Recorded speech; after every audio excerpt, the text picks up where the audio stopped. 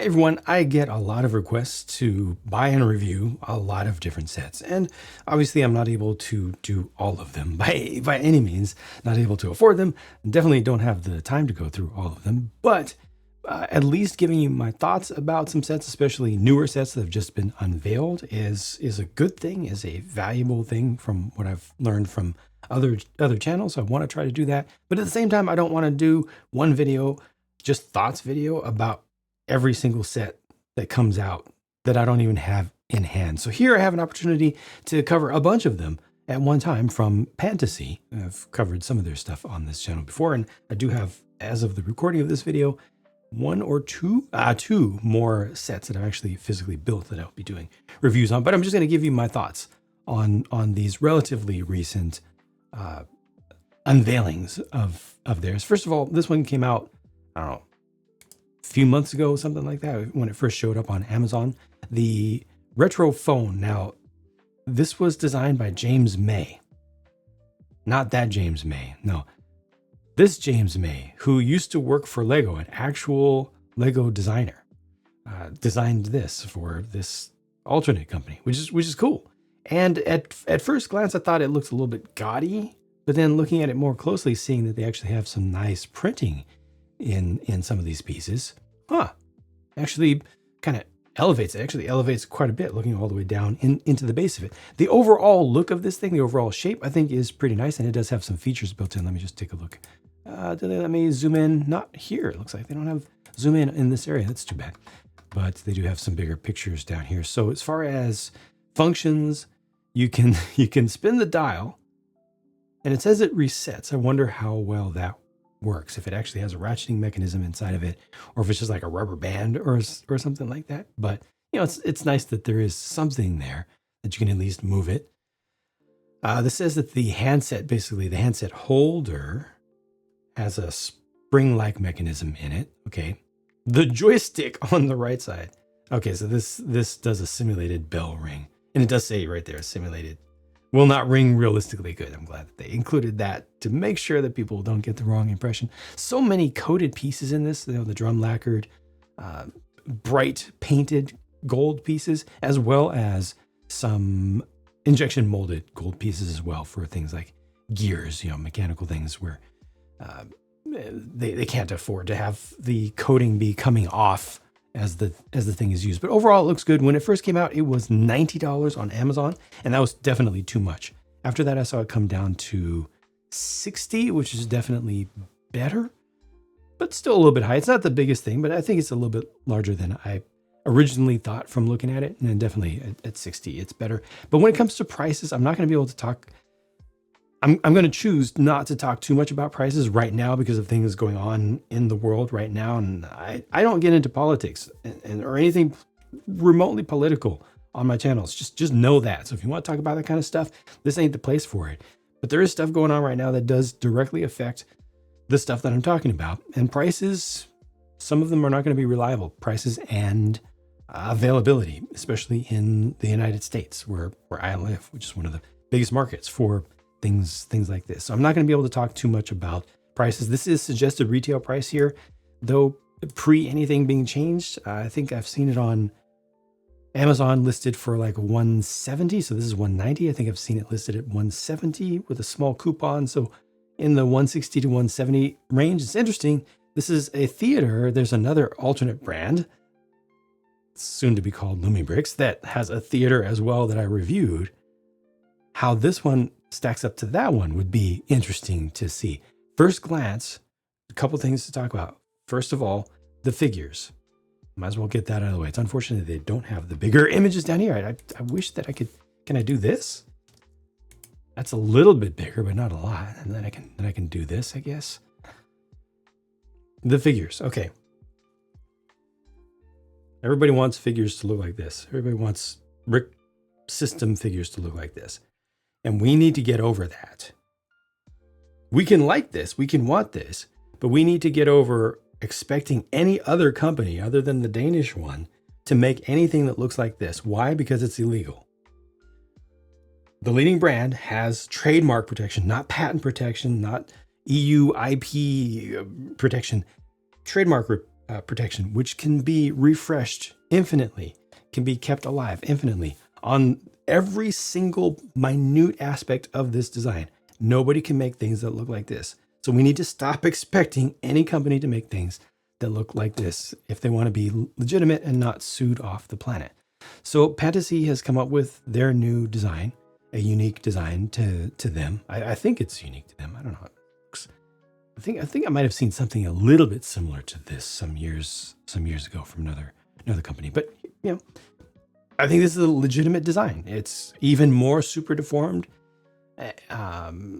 It's unique. It's cutesy in its own way. It has a little bit of Funko Pop kind of feeling to it. They've got unique molds for all of the parts and stuff. And I think it's interesting. I think it's legitimate.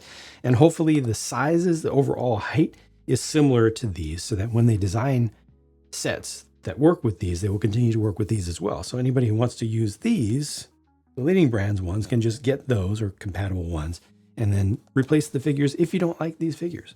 But that's really something that I'm going to be working really, really hard to erase from people's constant nagging. Oh, those figures aren't Lego figures, therefore they suck and the entire set sucks. We can look past that. We really can, because there's this huge set right here. Now, the other thing I want to talk about is, again, gaudiness. G-A-U-D. This looks like it has a bunch of gold just tacked onto the outside. Some of the things inside of the columns here, that's okay. But this gold is just so bright, and there's so much of it, and there's so many pieces. It doesn't feel classy. It feels tacky. I do like the prints, the banners and things. I wish that they would show the interior of this, but I didn't see any interior pictures of it, which is weird. There you see the sizes. Oh, I didn't realize the base is not square. They should have made it square. Companies that are going to do modular style buildings need to get with the program and do 16 by 32, and they need to do 32 by 32. Just period across the board. They just need to follow the trend, the standard that everybody wants them to, that everybody has used in the past because of the leading brand. The dome up here, that looks beautiful. I'm assuming that is printed as well, but it's too bad that they don't have more pictures to go with this. Like, can I open this one and zoom it in far? Nope. All right. Well, that's too bad. But this looks a little bit expensive to me for what it is. But again, we'll see how price-related things end up going in the future. Mazinger Z is not an IP that I personally know. I've seen some stuff. I've seen probably some commercials for it, definitely some stills, but I'm not intimately familiar with the source material myself. But this looks really good. And what they've done here is the same thing that they've done with a lot of their Astro Boy stuff in the past, where it's half complete and then half opened up, like with all the armor pieces. Well, a lot of the armor pieces removed to show you mechanical inside details. And I believe that style was pioneered by Bandai back in the early 1980s with their 1/72nd scale. Yes, Gundam fans, don't challenge me on that. Go look it up. Google it yourself. 1/72nd scale mechanical figure series that did exactly like this, but with just regular plastic models. It's interesting that they have done some custom, multiple custom molds for this. So I don't know the official term for what this is, that collar shape thing, and also the head. Head is probably multiple pieces. I see the eyes are actually printed, but like that costs a lot of money. A lot of times fans of brick built stuff will put down companies for coming up with custom molds to make things look right, rather than using a ton of pieces to make them look bad. But using, commonly available pieces. So they could have done this head, the other company would have done this head with just normal 2x4 bricks. Yeah, and it would have looked terrible. It wouldn't have used, I'm exaggerating, it wouldn't have used 2x4 bricks, but they would have used most likely more normal existing pieces, and it would not have looked good. So sometimes you have to spend extra money to make something look better. And sometimes people won't like that. Sometimes people will prefer for something to look less accurate and worse. And that's okay. Different people can have different opinions. This is all, none of this is essential. You know, this is all just hobby stuff. But I do like all the coated pieces in here, and overall it looks pretty good.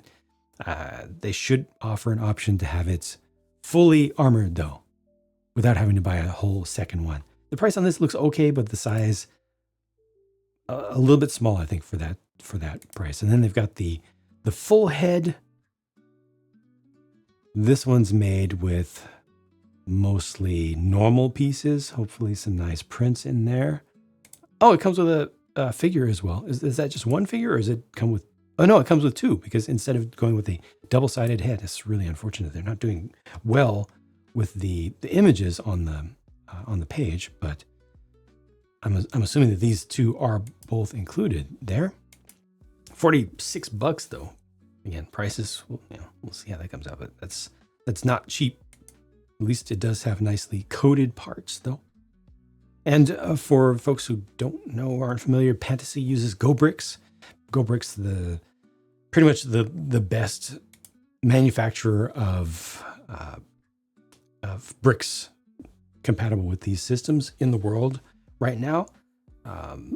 Oftentimes surpassing the quality and consistency of the leading brand, but sometimes falling behind. They're not 100% of the time, but they're way up there. So quality is generally very, very, very, very good.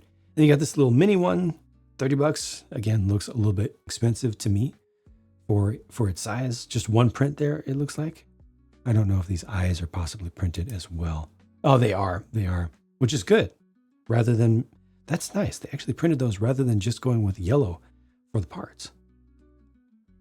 Oh, I see actually how it's done. I thought it was diamond shaped pieces. Okay, I see. It's the 1 by 2 by 2/3 corner wedge curved slope piece.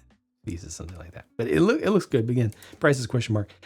They've done a number of these in the past. I'm just looking at the newest stuff, right? The newest releases, the newest announcements, official ones on their website. They've done stuff like this in the past. I don't know if this has been updated, but I personally would love to have one of these. I just don't think that I personally can justify $90 for it. Although looking at it here, it's bigger than I thought. In normal pictures without a human being, it has looked smaller than this. I don't know if there's anything going on with oh, this is less wide angle here, I think. No, I mean, the size looks probably like half scale, or between third scale and half scale, probably a little bit smaller than half scale, I would say. But yeah, I like these things. Having, being an old computer nerd, I wonder if they're trying to go for Isobus or original PCI here. But yeah, it's just fun to see that stuff, and I like that they actually made the individual components, or some of the individual components, for full nostalgic effect. Well, maybe not full nostalgic effect, but quite a bit of it. I like it. Yeah, so maybe the price on that actually isn't so bad. Jukebox is a relatively recent announcement and unveiling. It looks really plain and boring around the sides to me, and even the front. All of this darker color in here, the medium nougat kind of color, doesn't look so great. I hope that the text here is not embarrassing. They come with the coins, kind of fake coins to insert. I like the pattern in here. This has an appropriate amount of the shinier silver coated pieces, and you actually can see some discs. Oh, you can actually, I think you can actually pose them as well. A little disc changer. It's nice. It's small. Okay, right. Yeah, so it's not an old jukebox. It's a modern jukebox in retro style, then recreated with bricks. The text for this make selection is terrible. That's a bad choice. That's like a default font. Yeah, the rest is okay. Although the specific selections, you have to think of it as being, modern, not old. But it's okay. Oh. Okay. Wow. And this is clear. These doors are clear. Or are they? Is that just rendering? It looks like they're actually clear. So you don't have to open this to see that there's stuff on the inside. That's good. That's really good. I like that. And then it's got the little little recording studio inside of it. Again, not old. you know, modern, current. But that definitely adds a lot more value having all this detail here. They could have left that out and made it much cheaper, put some of that budget into more details for the outside. I personally would have gone that route if I was leading the design, if I was like a design director here. And then this is a very new unveiling, the Steampunk Airship for $130. This looks good. A lot of times companies doing quote unquote steampunk stuff don't get it right. They just throw gears on things and some pipes, you know, some exhaust pipes. But this looks better integrated, and all of those prints in there are more than they need to have, I think. Gold, not too much of the gold. Is there silver in here as well? Oh, looks like maybe these things can move a little bit. That would be nice if they could. If there's a handle somewhere that you could turn, just to make stuff look like it's working. A little suggestion of steam and smoke up there. Looks pretty nice. I wonder if these actually turn. Are these U-joints powered? The printing on the figures look, I mean, these are renders, but the graphic design looks pretty good. They're printing around the back, notice, as well, even on the legs. That's kind of cool. All right. This is actually better than I thought. So that is clearly something that us humans are intended to turn. Let's see if they have anything else about it down here. Nope. They need to do better. They need to do better on their own website with getting the word out about what you could actually get when you buy this. Like that, does that actually transmit power? Does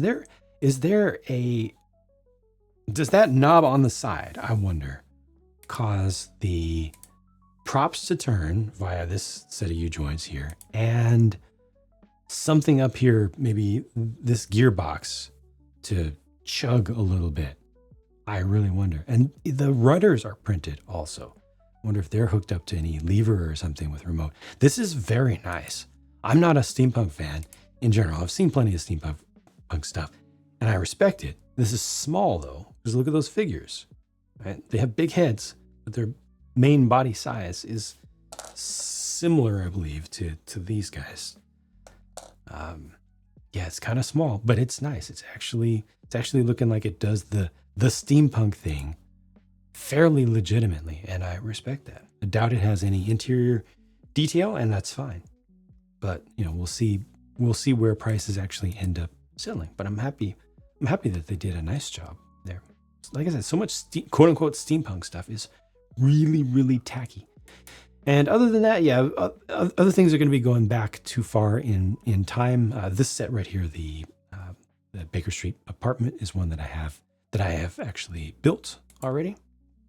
I'll be reviewing very, very soon.